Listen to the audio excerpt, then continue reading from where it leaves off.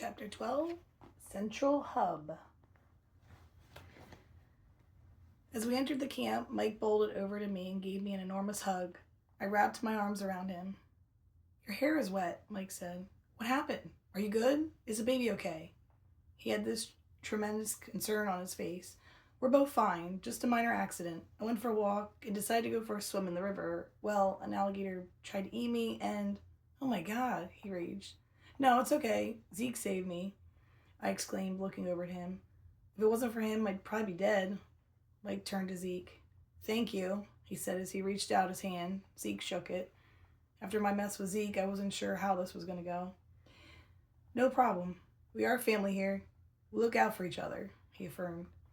"Hey, I'm sorry if I overstepped yesterday. I can promise you that won't happen again. Hope we're cool?" "Yeah, we're good," Mike assured. Zeke then asked a few of the boys about transporting the alligator back to camp. I wondered why they would want to bring it back here.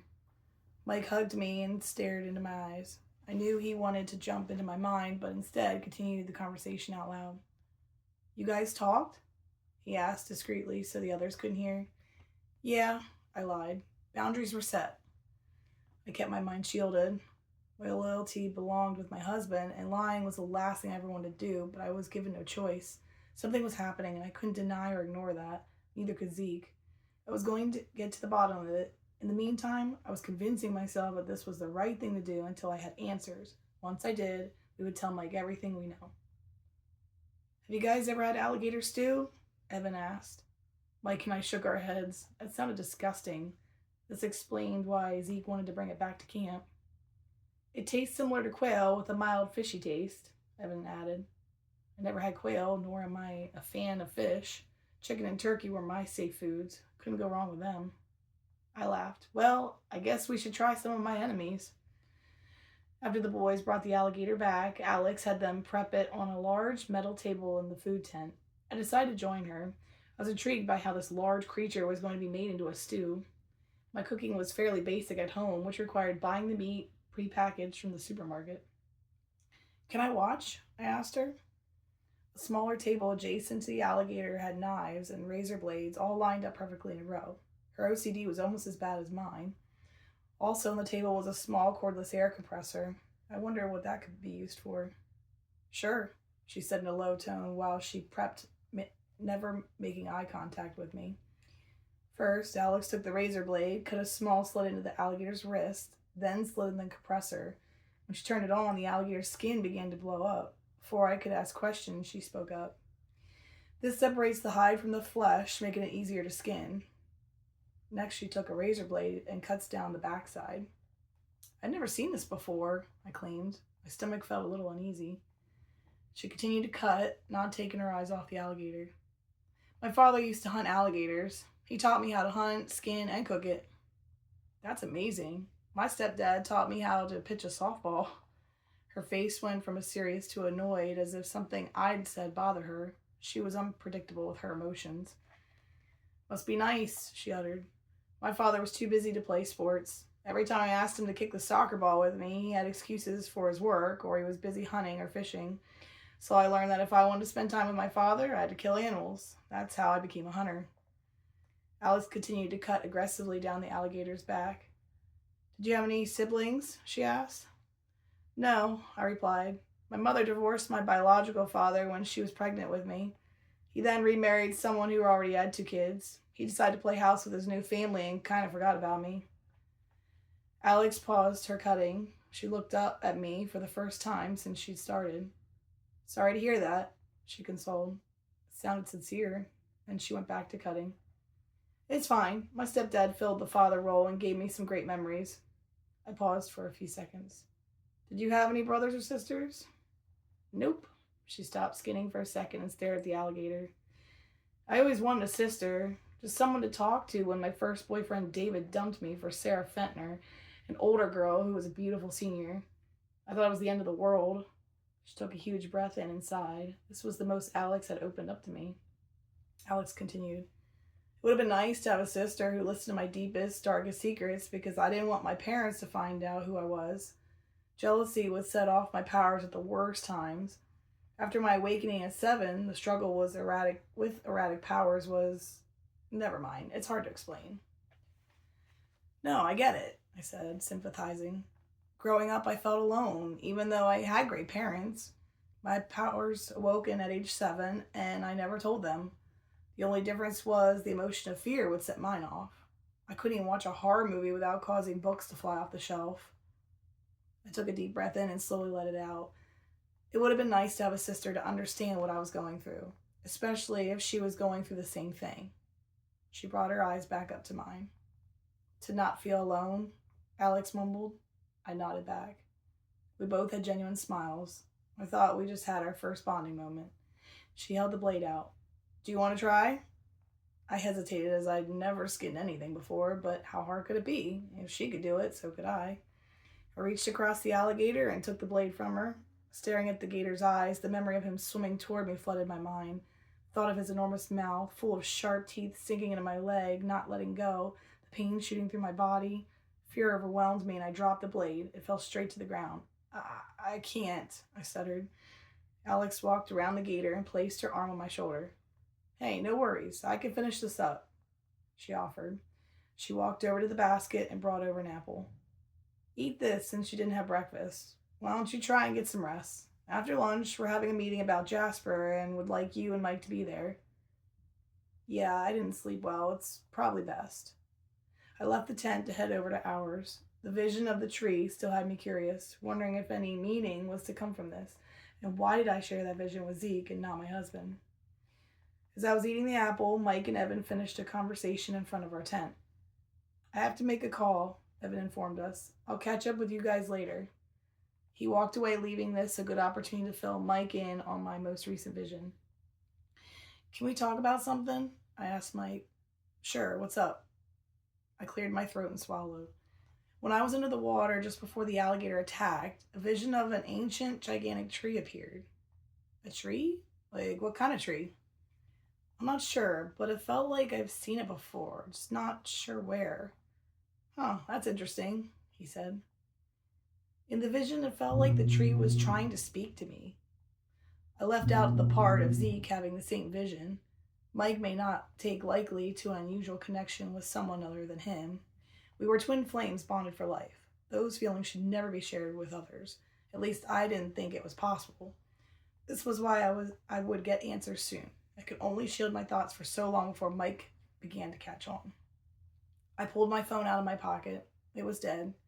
I wish I'd call my parents just to make sure they're all well. Since we'd found out about what Jasper was capable of doing, I feared his team may go after my parents to get back at me. Technically, we can, Mike said. Evan was just telling me about Central Hub. Central what? You didn't hear about Central Hub? Oh, it's having my nerdy senses tingle. So much for my nap, but now I was intrigued. Evan was always super smart and the techie type.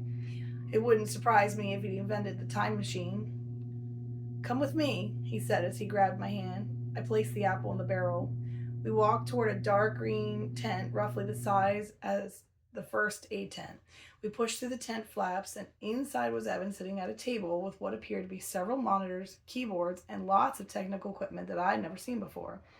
Another table was adjacent to the one he was sitting at, also full of unknown equipment, with a monitor and a young woman that I hadn't met yet. Mike's eyes widened and his mouth dropped. This was right up his alley as he installed computer equipment for his job. What is this? What is all this? I asked Evan. This would be Central Hub, he stated. I put together most of this with the help of a few crystals. Sasha here has been a big part of the build. Hi, she said in a high-pitched voice as she stood up from her seat. Very short, young lady with short brown hair.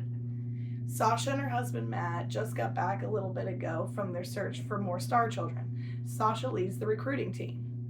Nice to meet you. I'm Amber. This is Mike. She smiled.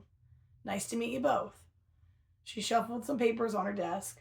I hate to run out on you guys, but I told my husband I would help him in the garden today. I'll see you guys at lunch?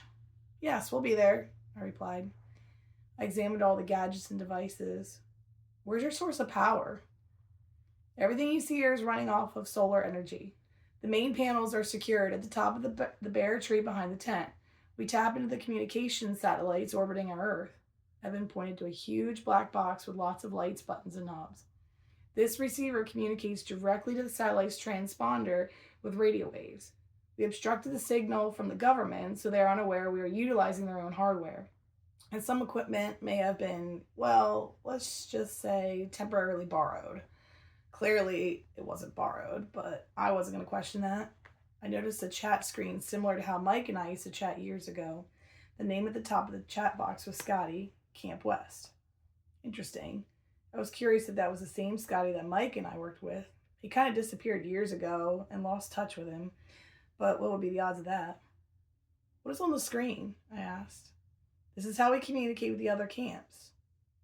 Other camps? I hesitated on the question. I thought this was the only camp. Yep, we have 3 other camps with star children. 1 in Nebraska, 1 in Texas, and 1 in California. I gave Mike this surprised facial expression and then looked back at Evan. Why didn't you mention there were other camps? Evan looked up at me. I figured it didn't matter. After we defeat Jasper tomorrow, you and Mike will go home to your normal lives. He's got a point, Amber, Mike concurred. As soon as this is over, we're going home, right?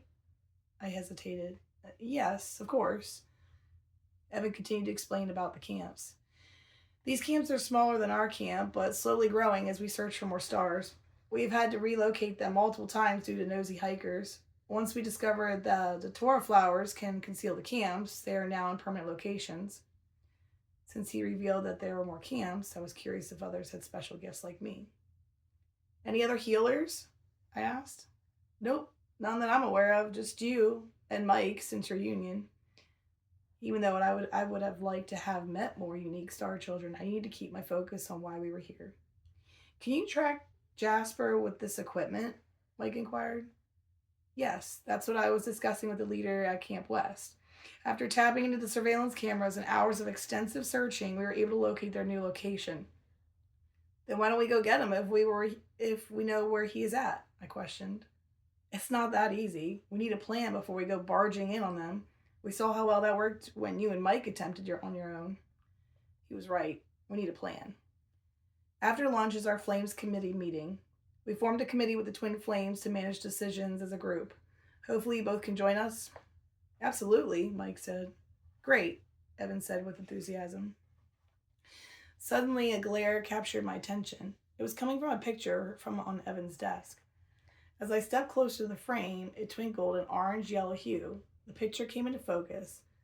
In the picture, a little boy was standing beside an older gentleman in front of a large tree. I held the frame, and this warm energy began to flow through my entire body. That's the last picture I have of my dad and me, Evan stated in a low tone. I remember this picture, I recalled. You used to keep it in your locker. I couldn't take my eyes off the picture. Something about the bark was familiar. Wait, the tree behind you. Where was this taken?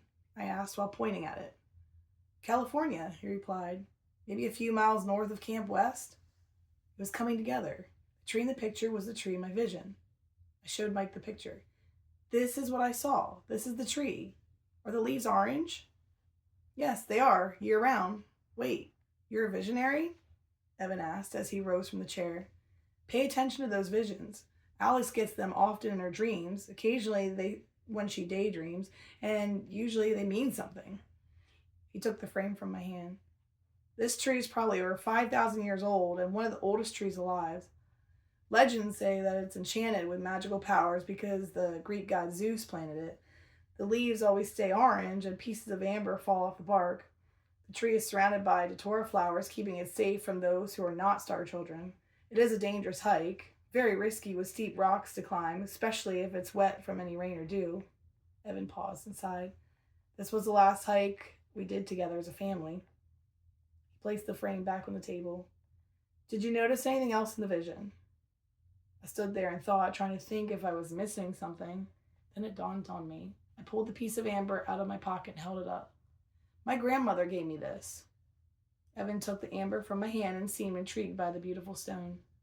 She brought it back from California when I was a child, I mentioned. My grandfather died while holding this.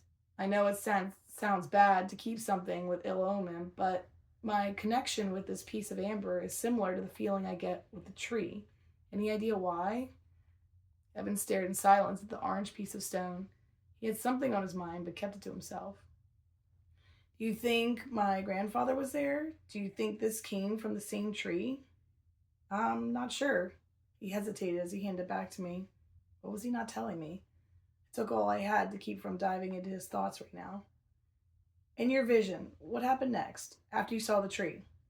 I shook my head. Nothing. Well, the vision is trying to tell you something, Evan informed. Maybe the rest of it will come soon. You have been under a lot of stress lately, and the alligator attack didn't help. He was probably right. The past few days had been chaotic, but I knew he was keeping something from me. At this point, it wasn't worth prying for answers. Is it possible to charge my phone? I would like to make a phone call to my parents. Sure can, he said as he handed me a plug. Once I had enough charge, I gave my parents a call. It was nice to hear their voices. Knowing they were safe eased my concerns. Now we could go eat and have this meeting, so the plan would be in motion to defeat Dappa. Then we'd be able to go home and everything might go back to normal. One can hope.